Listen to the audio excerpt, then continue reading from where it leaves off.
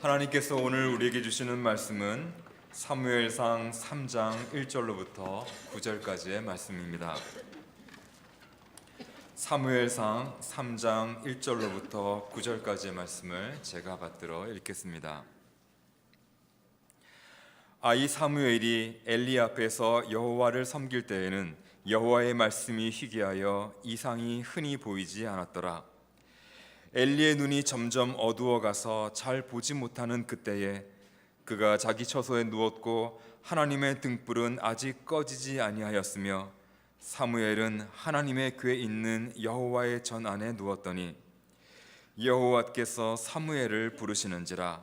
그가 대답하되 내가 여기 있나이다 하고 엘리에게로 달려가서 이르되 당신이 나를 부르셨기로 내가 여기 있나이다 하니 그가 이르되 나는 부르지 아니하였으니 다시 누우라 하는지라. 그가 가서 누웠더니 여호와께서 다시 사무엘을 부르시는지라. 사무엘이 일어나 엘리에게로 가서 이르되 당신이 나를 부르셨기로 내가 여기 있나이다 하니 그가 대답하되 내 아들아 내가 부르지 아니하였으니 다시 누우라 하니라. 사무엘이 아직 여호와를 알지 못하고 여호와의 말씀도 아직 그에게 나타나지 아니한 때라.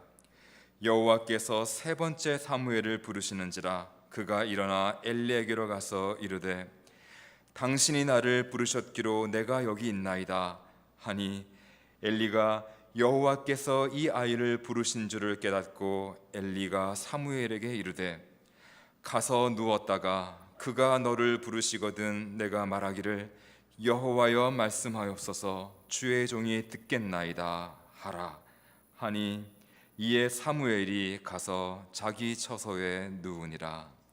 아멘.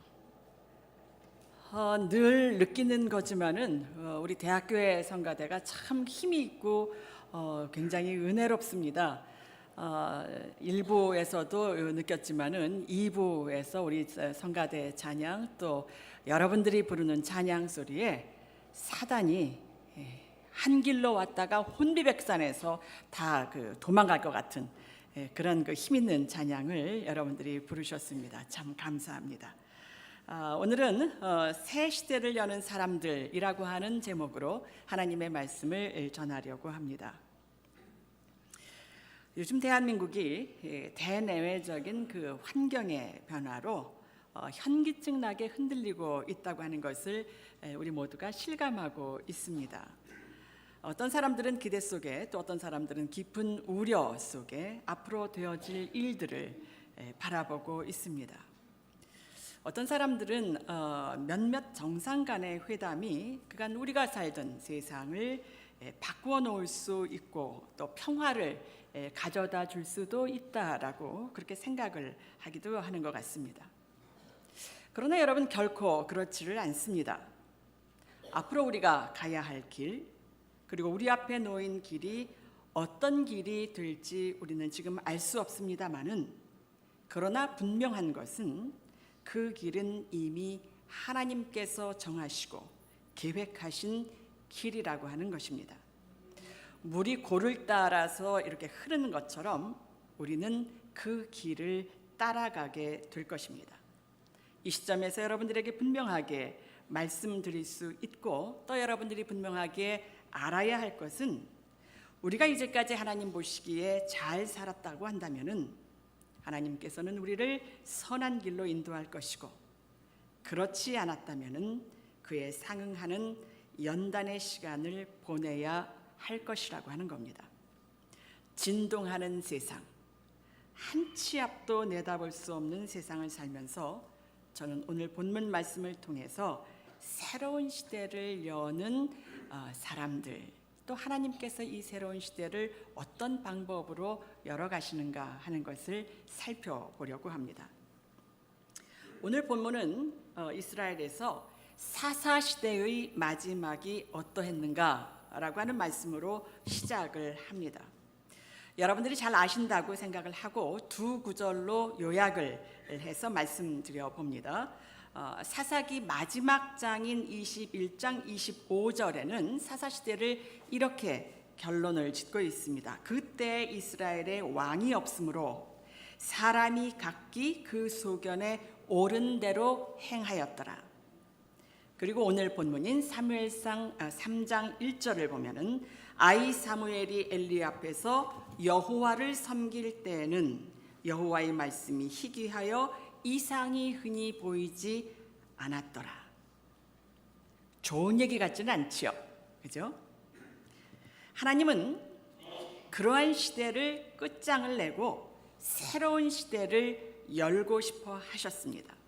이제 이스라엘은 사사 시대에서 왕정 시대로 이렇게 넘어가는 겁니다. 본문으로 들어가기 전에 한두 가지 배경 설명이 좀 필요할 것 같습니다. 여러분, 본래 이스라엘은 왕이 필요 없는 그런 나라죠. 왜냐? 하나님께서 이스라엘의 왕이시기 때문입니다. 그런데 지금 이스라엘은 하나님의 말씀에 의해서 하나님께서 통치하시는 나라가 아니라 자기 보기에 좋은 대로 멋대로 사는 시대가 되었다라고 하는 겁니다. 왜 그렇게 되었을까? 자, 이스라엘은 본래 한 곳에 정착해서 사는 그런 민족이 아니었어요. 유목민이었습니다.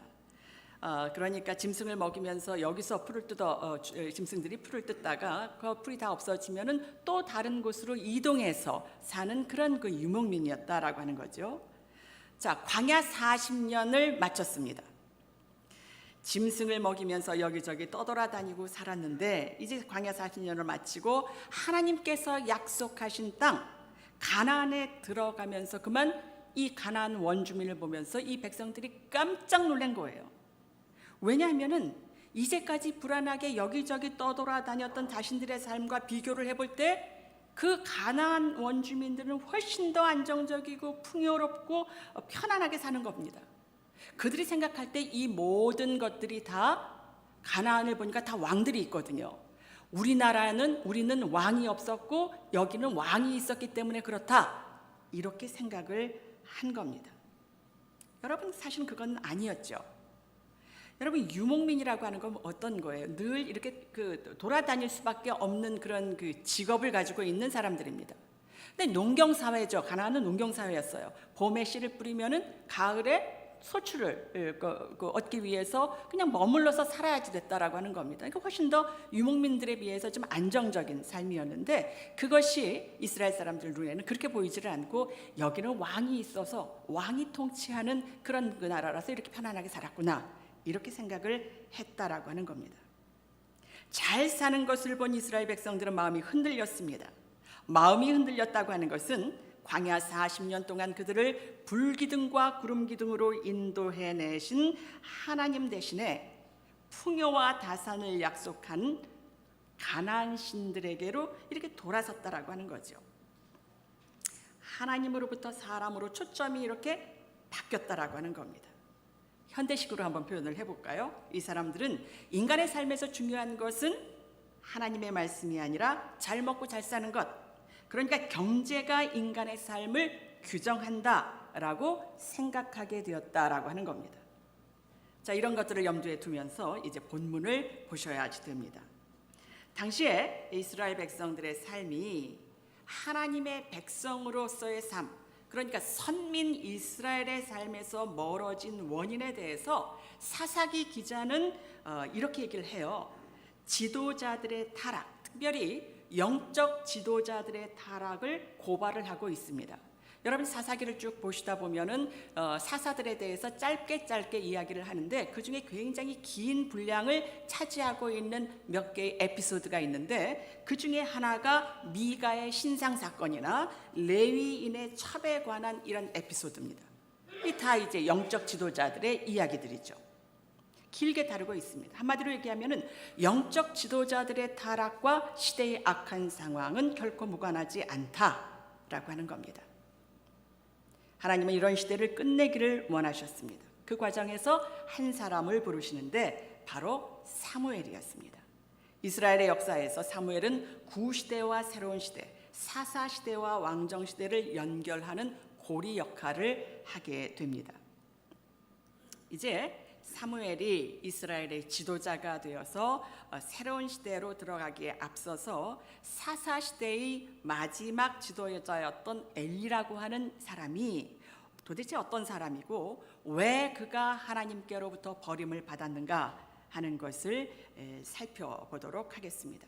아시다시피 엘리는 한 40년 동안 이스라엘의 사사로 살았습니다.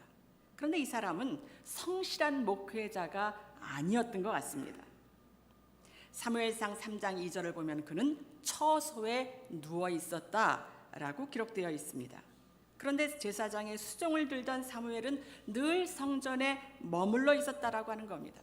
여러분들이 사무엘상 2장 3장을 이렇게 쭉 보시다 보면 참 재미있는 그런 그 전개 과정을 볼 수 있습니다. 예를 들어서 엘리가 이러이러한 삶을 살았다, 이렇게 했다라고 쭉 엘리에 대해서 나열을 하다가 바로 슬쩍 한 줄 정도를 얘기를 하는데, 그런데 사무엘은 이렇게 했다, 이렇게 교차하면서 이렇게 전개하고 있는 것을 보게 됩니다. 그러니까 엘리는 처소에, 사무엘은 성전에, 이런 것들이 주는 뉘앙스가 있습니다.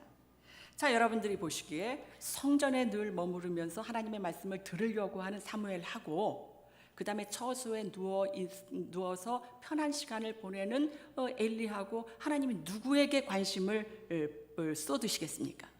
판단은 여러분들에게 맡기겠습니다. 두 번째, 사무엘상 2장에서 우리에게 집중적으로 보여주고 있는 것이 있습니다. 엘리가 자식 교육에 실패했다라고 하는 겁니다. 엘리에게는 홈니와 비느하스라고 하는 두 아들이 있었습니다. 그런데 성경은 이들에 대해서 이렇게 말을 하죠. 그들은 불량자였다. 당시 제사장은 세습입니다. 두 아들 엘리와 비느하스 역시 제사장이었습니다. 제사장이었음에도 불구하고 그들은 하나님을 알지 못한 사람이었다. 하나님께 드리는 제사를 멸시했다, 이겁니다. 구체적으로 엘리 아들들의 악행을 들어보면 이런 거예요. 백성들이 하나님께 드리려고 제물을 가져오잖아요. 그게 이제 그 고기가 될 수도 있고 뭐가 될 수도 있습니다. 그런데 이 아들들은 이 제물이 하나님께 드려지기 전에 먼저 자기네들이 좋은 부위, 자기네들이 볼 때 좀 맛있게 생기고 좋은 부위는 먼저 자기에게로 가지고 오라라고 얘기를 했다라고 하는 겁니다. 그것도 모자라서 성전에서 시중 주는 여인들에게 못할 짓을 한 겁니다. 이런 소문이 엘리 제사장의 귀에 들어갔습니다. 여러분, 우리에게 이런 자식이 있다면 우리가 어떻게 해야 될까요? 야 이놈아, 네가 일반인도 아닌 제사장인데 미치지 않고서야 이런 짓을 할 수가 있냐? 당장의 제사장 옷을 벗어버려라. 나도 하나님과 백성들 앞에서 더 이상 고개를 들 수가 없다. 나까지도 옷을 벗어야 되는 게 아니냐? 언젠가 어떤 분이 이런 얘기하는 것을 들은 적이 있습니다. 자식을 객관적으로 볼 수 있는 부모는 이미 자식이 아니라고 얘기를 하더라고요. 그런데 그 얘기를 들으면서 저는 저 말은 자식에 대한 부모의 무조건적인 사랑과 분별력 없는 사랑을 구별하지 못하는 것이 아닌가라고 하는 생각을 했습니다. 어쨌든 자식 사랑이 지나쳐서 자식을 올바로 보지도 못하고 그래서 제대로 훈계하지도 못하는 부모를 두고 하는 말입니다. 대표적인 예가 바로 엘리 제사장이었습니다. 이 불량한 자식을 향해서 엘리가 겨우 한다는 말이 뭐예요? 얘들아, 너희들에 대한 소문이 좋지 않구나. 사람에게 죄를 범하면은 하나님이 판결하시지만은, 다시 말하면 아직 기회가 있지만은 하나님께 범죄하면은 누가 너희를 위해서 간구해 주겠느냐? 여러분, 굉장히 인격적으로 자식을 훈계하는 것처럼 들립니다. 근데 여러분, 엘리의 아들들의 죄는 보통 죄가 아니었습니다. 사람에게 죄를 짓는 것이 아니라 직접 하나님께 범죄하는 것이었습니다. 엘리도 그것을 알았습니다. 그러나 그는 아들들을 강력하게 꾸짖지도 못했고 호통을 치지도 못했습니다. 성경은 이것을 그가 자기 아들들이 저주를 자청하되 금하지 아니하였다라고 말을 합니다. 하나님 앞에서 이미 회복 불능 상태였던 두 아들들에게 엘리는 자신이 아버지이기 이전에 하나님의 사람이라고 하는 위엄을 보여주지 못했습니다. 엘리의 이런 두 아들들에 대해서 성경은 이는, 다시 말하면은 아버지 엘리의 말을 듣지 않았던 것은 여호와께서 그들을 죽이기로 작정하셨음이니라, 이렇게 말씀하고 있습니다. 여러분들은 어떤 인생이 성공한 인생이라고 생각을 하십니까? 길게 이야기하지 않겠습니다. 여러분들이 생각하실 때 여러분들의 자녀들의 신앙생활이 여러분들의 신앙생활보다 더 낫다고 생각을 한다면은, 여러분들의 자녀에게서 그런 싹이 보인다면은 여러분들의 인생은 성공한 것입니다. 저는 그것을 확신합니다. 여러분들의 자녀가 얼마나 좋은 대학을 다니느냐, 어떤 좋은 직장을 얻었느냐, 좋은 집안의 청년과 결혼을 했느냐, 우리가 만일 예수를 제대로 믿는 사람들이라면은 그러한 것들이 자식 농사를 잘 지었다고 하는 것의 척도가 될 수는 없습니다. 같은 맥락에서 이 민족이 지금뿐만 아니라 앞으로도 계속 하나님께 복을 받을 수 있겠는가? 이것을 전망하는 것은 매우 간단합니다. 지금 우리의 교회 학교에서 한참 자라나고 있는 아이들의 모습을 보면 됩니다. 우리가 주일학교를 다녔던 그때보다 이 아이들이 더 맑고 더 순수하고 하나님의 말씀을 읽고 듣는 것을 더 좋아한다면 그 교회는, 그 사회는 미래가 있고 소망이 있는 것입니다. 그런데 만약 그렇지 않다고 한다면 우리는 지금 빨리 돌이켜야 합니다. 셋째, 오늘 본문은 또 그 시대 엘리 제사장이 영적으로 매우 둔감했다라고 하는 것을 말하고 있습니다. 어린 사무엘이 자다가 3번씩이나 엘리를 찾아갑니다. 저 부르셨어요? 저 여기 있습니다. 아니, 나 너 부르지 않았는데 가서 자거라. 잠결에 들었다라고 생각을 못 들었다고 생각을 하면 한 번쯤, 두 번쯤은 그렇게 말할 수 있겠죠. 그런 아이가 3번이나 찾아왔습니다. 자기는 부른 적이 없습니다. 그렇다면 누구의 음성일까요? 엘리는 하나님께서 사무엘을 부르셨다라고 하는 것을 알아차려야 했습니다. 아이가 3번이나 구하고 나서야 엘리는 부르신 이가 하나님이시라고 하는 것을 알게 되었습니다. 엘리 제사장이 살았던 시대, 하나님의 말씀이 희귀하고 이상이 흔히 보이지 않았다고 합니다. 백성들로부터 제사장에 이르기까지 하나님의 음성을 듣는 일에 둔했습니다. 왜일까요? 간단합니다. 육신의 정욕, 안목의 정욕, 이생의 자랑에 사로잡혀서 말씀을 들으려고 하지 않았기 때문입니다. 그들은 말씀을 경시했습니다. 그러다 보니 점점 하나님의 음성에 둔감하게 되었던 겁니다. 성경은 이러한 엘리에 대해서 엘리의 눈이 점점 어두워가서 잘 보지 못했다라고 상징적으로 말하고 있습니다. 이 지경이 되자 하나님은 앞으로 엘리 제사장 집안에 되어질 중요한 일을 예언을 하십니다.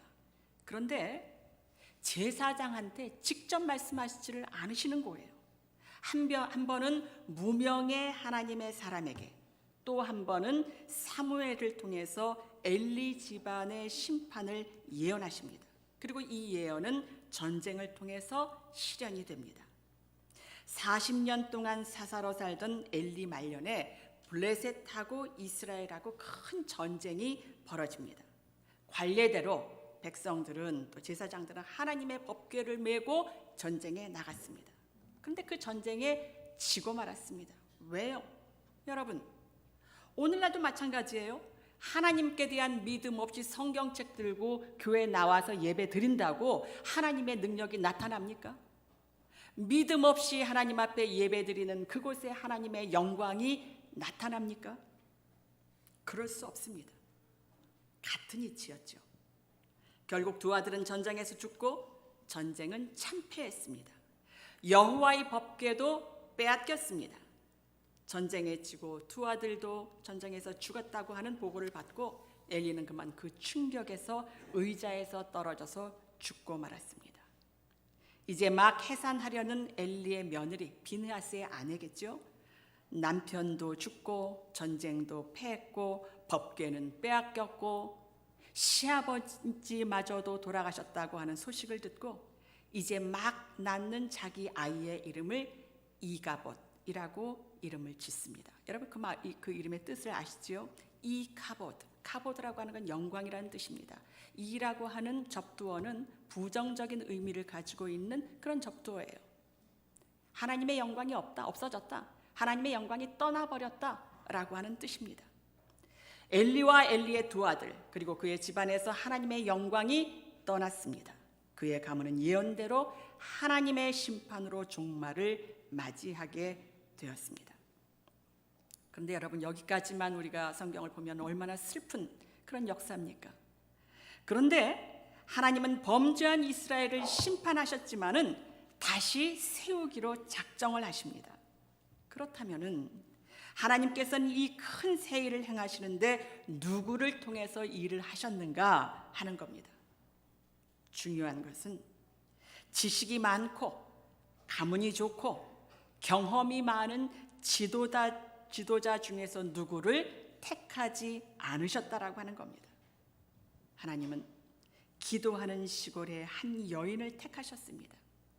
그의 기도와 전적인 헌신을 통해서 다음 세대 이스라엘의 한 지도자를 준비시키십니다. 기도로 낳았고 기도로 길러진 아이 사무엘을 통해서 하나님은 그 시대 사회적인 대변혁을 일으키신 겁니다. 여러분 이스라엘에서 사사시대에서 왕정시대로 전환되었다고 하는 것 자체가 당시로서는 근본이 완전히 바뀌는 굉장히 큰 사건이었습니다. 우리가 사무엘의 출생 배경에 대해서는 잘 알지요. 어머니가 한나입니다. 한나는 하나님께 심정을 통한 기도를 한 여인으로 유명한 사람입니다. 이 여인이 이렇게 절박한 기도를 하게 된 그 까닭이 어디에 그 배경이 뭐가 있었을까? 여러분 잘 아십니다. 우선적으로 그는 아이를 낳지를 못했어요. 근데 아이를 낳지 못한 것 때문에 그렇게 슬퍼하면서 하나님 앞에 기도하지는 않았던 것 같습니다.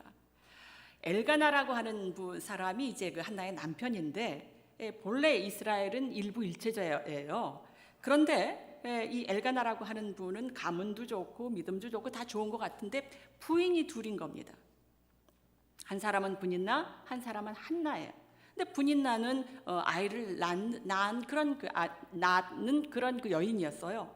근데 아이를 낳고 잘 살면 그걸로 감사해야 될 텐데 그만 그 엘가나가 아마 이 한나를 더 사랑해 줬던 것 같아요. 그러니까 이 마음에 질투심이 생겼겠죠. 그래서 이 한나의 마음을 격동하게 하는 겁니다. 격분시켰다는 거예요. 너무 억울하고 너무 슬퍼서 애끓는 마음으로 한나가 하나님 앞에 기도합니다. 그 기도를 하나님께서 들어주시지요. 태를 열어서 아들을 낳게 해주신 겁니다. 아들을 낳은 한나는 서원한 대로 하나님께 아들을 드립니다. 근데 우리가 여기서 주목해야 될 것은 한나가 실로에 있는 성전으로 사무엘을 데리고 가면서 빈손으로 가지 않았다는 거예요. 숫소 셋, 가루 한 에바, 포도주 한 가죽 부대를 가지고 갔습니다. 아이만 바친 것이 아니라 가지고 있는 것도 하나님 앞에 정성껏 드립니다.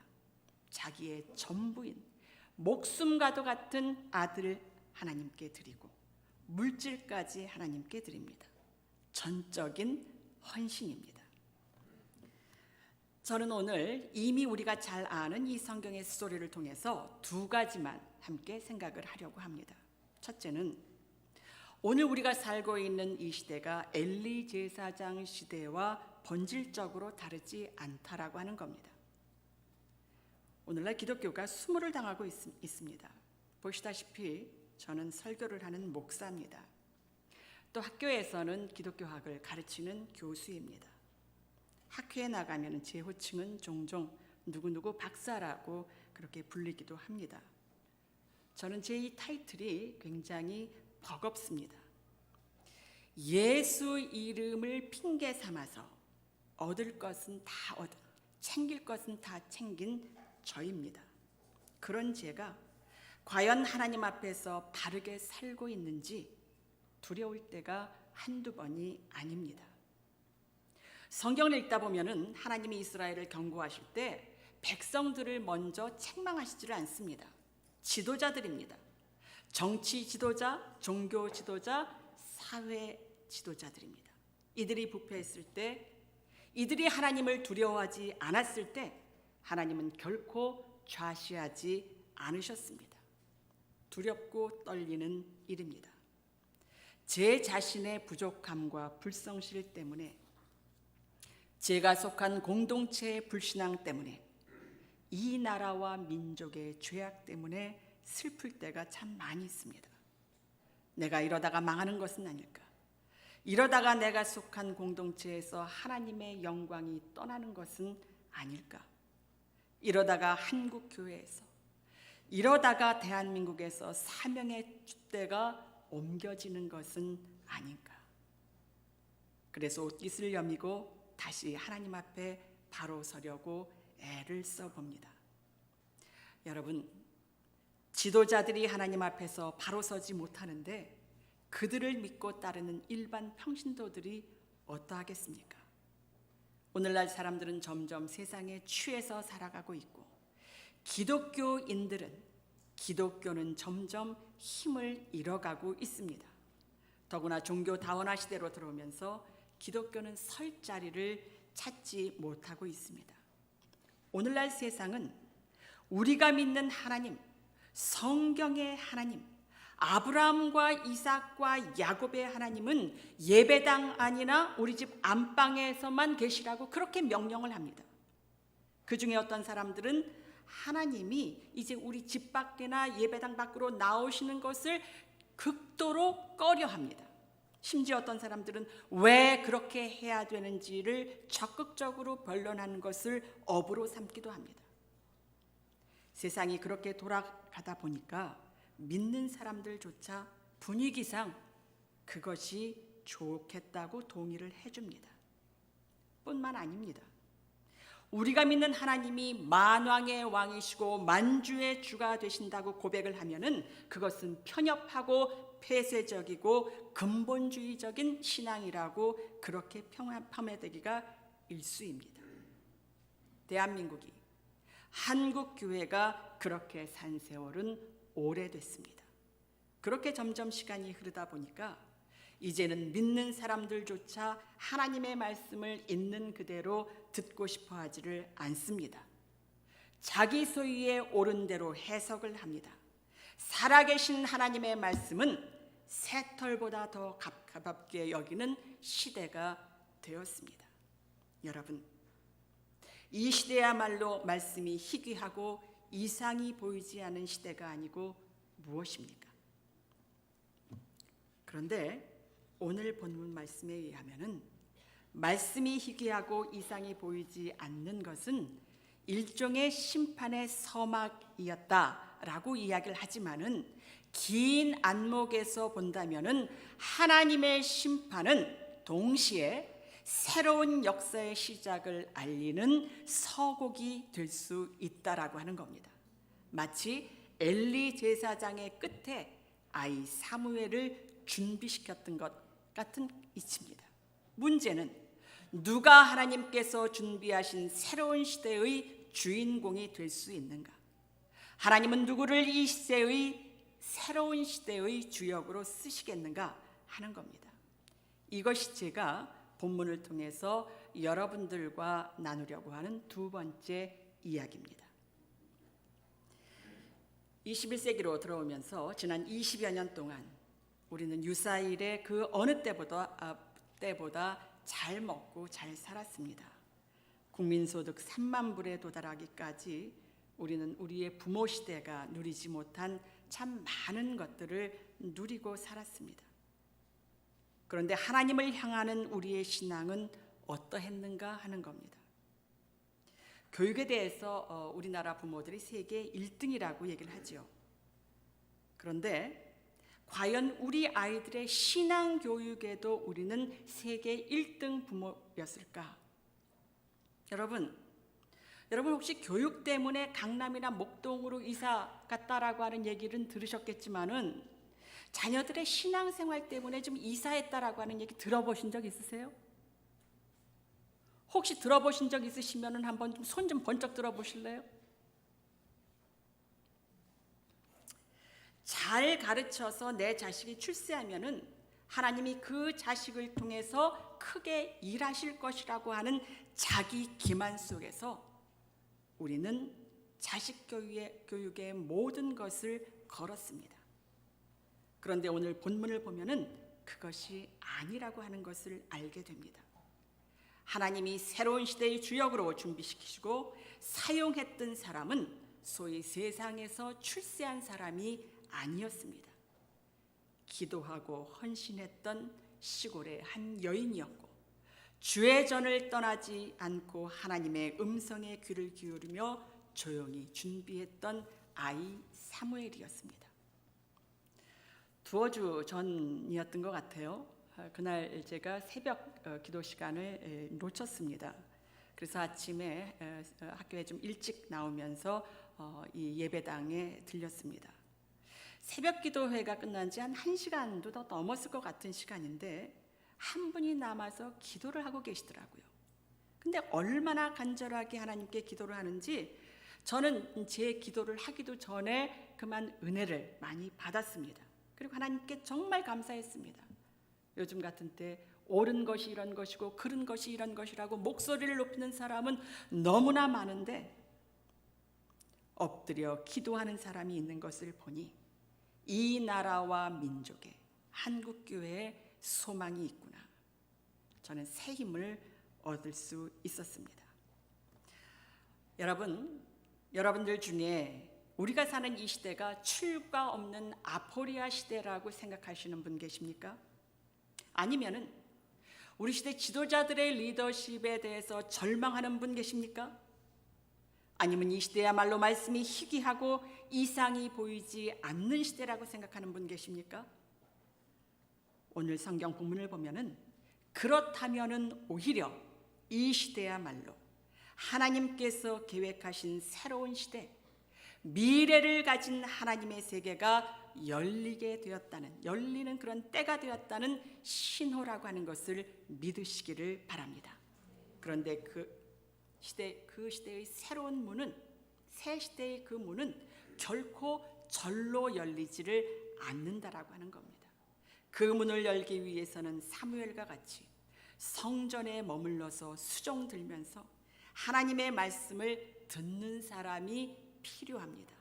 그리고 사무엘을 세상에 보내기 위해서 여호와께 마음을 통한 기도로 자기 자신의 상황을 하나님께 아뢰고 헌신했던 한나와 같은 사람이 필요하다라고 하는 겁니다. 누가 한나가 되고 누가 사무엘이 되어서 새로운 시대, 하나님께서 왕이 되셔서 통치하시는 새 시대의 문을 여는데 쓰임을 받으시겠습니까? 원하기는 대학교회가 여러분들의 개인의 사정을, 교회의 사정을, 이 나라와 민족의 사정을 하나님께 뜨거운 마음으로 아뢰는 성도님들 되시기를 바랍니다. 지난 반년 동안 여러분들이 받은 은혜가 무엇이든지 그것을 가지고 전적으로 헌신할 수 있는 여러분들 되시기를 바랍니다.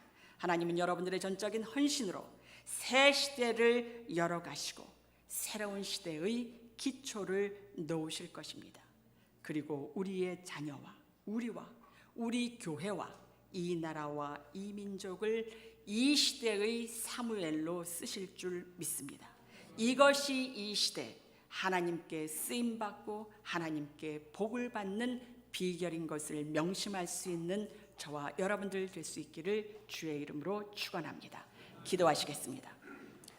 살아계시어서 역사하시는 아버지 하나님, 오늘 우리에게 말씀 주심을 감사드리옵나이다. 진동하는 세상에 사는 저희들이지만은 진동치 않는 영원한 하나님의 나라를 소망하게 하심을 감사드립니다. 이제 우리 앞에 우리가 가보지 않았던 새로운 세상이 우리를 기다리고 있는 것 같습니다. 우리가 믿기는 그 세상도 하나님께서 통치하시고 다스리시는 세상인 것을 믿습니다. 주님 원하옵기는 우리가 대학교회가 이 나라와 이 민족이 참으로 다가오는 세상의 주역이 될 수 있도록 우리를 사용하여 주시기를 원하옵나이다. 주님께서 사용하실 수 있도록 대한민국의 모든 교회와 성도들이 이 시대에 주께서 쓰실 만한 그릇이 될 수 있도록 하나님이여 준비시켜 주시고 훈련시켜 주시옵소서. 감사드리며 우리 주 예수 그리스도 이름으로 기도드리옵나이다. 아멘.